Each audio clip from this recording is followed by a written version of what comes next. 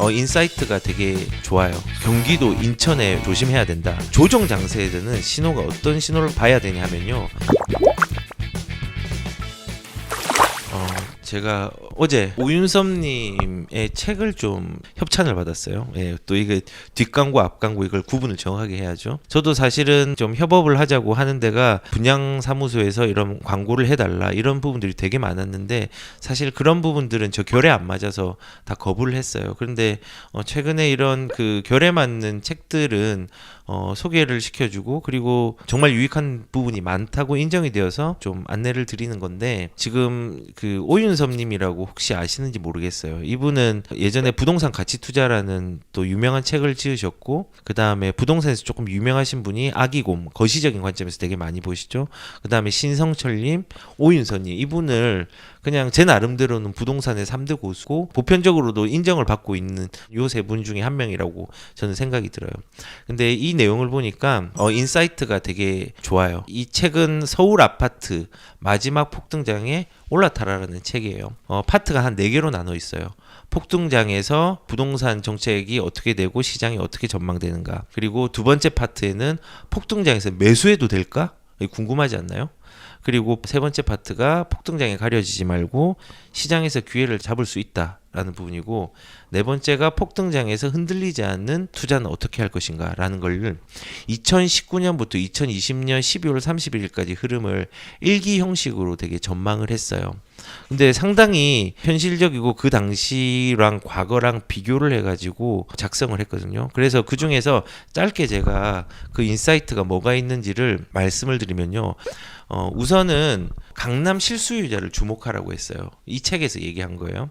강남 실수요자는 중층 재건축에 집결을 한다라고 해서 사업 속도를 예측할 수 있는 중층이면 한 15층 전후 미만이겠죠. 재건축 단지에 자본을 부자들은 집중을 시키고 있다는 거예요. 그래서 여기에 그 강남이 있어요. 강남에 보시면은 지금 제가 이제 뽑아놨거든요. 재건축이 있는 부분 그리고 재건축인데 용적률이 되게 작은 부분 이런 부분들이 이제 돈이 앞으로 모일 것이죠. 제가 이제 용적률을 200으로 필터링을 했는데 150 이하로 하면 확 줄어들어서 150하고 200 사이 거를 놓치더라고요. 그래서 이제 제가 이런 식으로 했는데 이런 지역들 있죠. 용적률이 되게 낮은 중층 아파트의 재건축에 일단은 사람들이 집결을 한다는 거예요. 강남의 실수요자들은. 그래서 이런 부분들은 이미 확정이 되었잖아요. 사업 속도를 예측할 수 있잖아요. 그래서 이제 들어온다는 거예요. 그리고 이제 두 번째 좀 인사이트는 뭐냐면은 조정장에서 반등의 신호는 어떻게 발견할까 이런 부분도 나와 있어요. 되게 세부적으로 나와 있어요. 그리고 현실적으로 나와 있고 과거랑의 어떤 시그널들을 잘 해석을 했어요. 보통 이제 이 시그널을 부동산 데이터 같은 경우는 시장에 후행하는 과거의 흐름만 파악을 하잖아요. 조정 장세에는 신호가 어떤 신호를 봐야 되냐 하면요. 부동산의 개미들의 움직임을 무시해야 돼요. 이게 거기서 나온 얘기예요.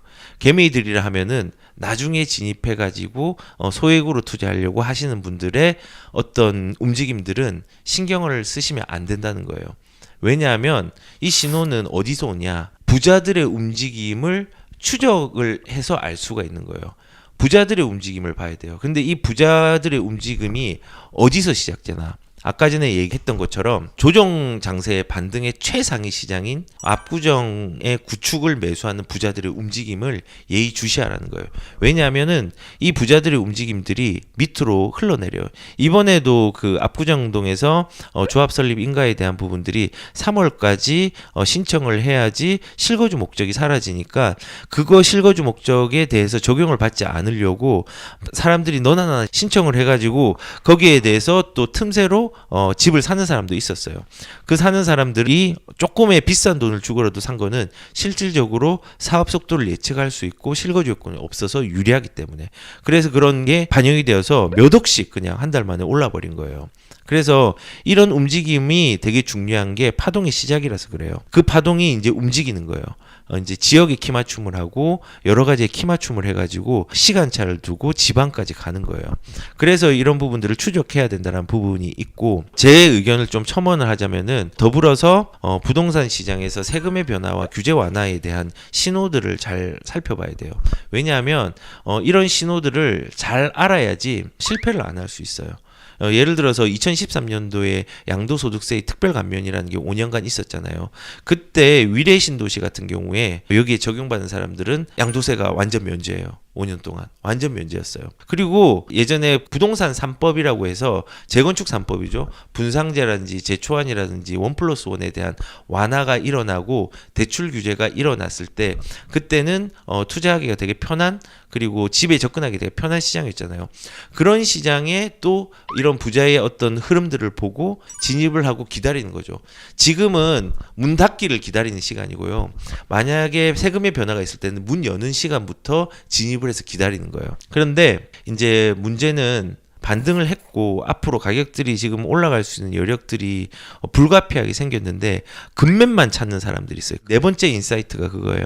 이 책에서 얘기하고 있는 거는 반등의 가격을 인정을 하지 않고 그냥 과거의 실거래가에 집착하는 사람들은 투자의 원칙이 없거나 부동산 투자에 맞지 않는 멘탈을 가지고 있는 거예요. 그렇기 때문에 이 내용을 사실은 20년 5월 18일인가 19년 5월 18일에 작성을 했는데, 그때의 이제 세부적인 내용을 보면은 5월 말부터 강남 초고가 시장뿐만 아니라 수도권 흐름까지도 반등이 예상된다라고 했는데, 사실은 이 인사이트가 지금 현재 되게 많이 적중을 했더라고요. 그래서 그런 부분들이 우리가 급매만 찾는 사람, 그리고 과거의 가격에 막 이렇게 집착을 하시면은 현재에 있는 신고가가 과거랑 전혀 다른 시장에서 형성된 거기 때문에 그걸 인지 못하고 계속 아무것도 못하는 거예요.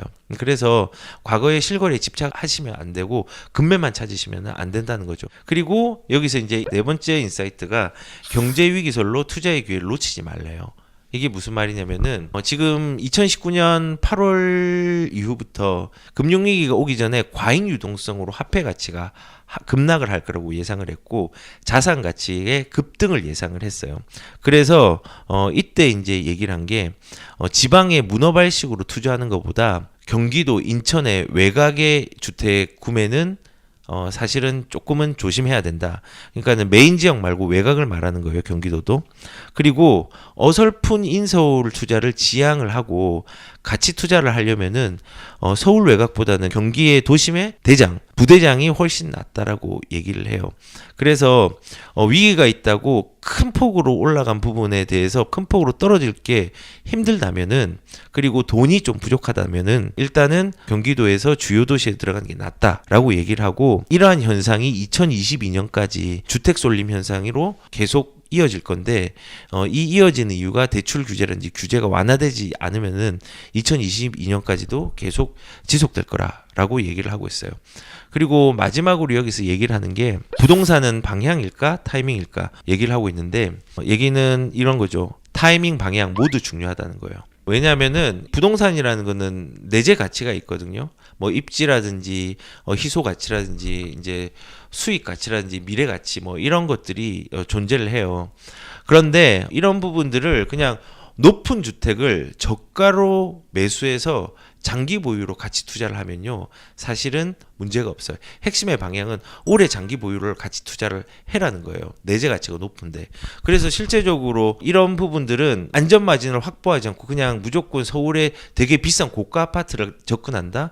오히려 이거보다 훨씬 더 나을 수 있다는 거죠. 이런 걸 또 조심하라는 거죠. 안전 마진을 확보하지 않은 거.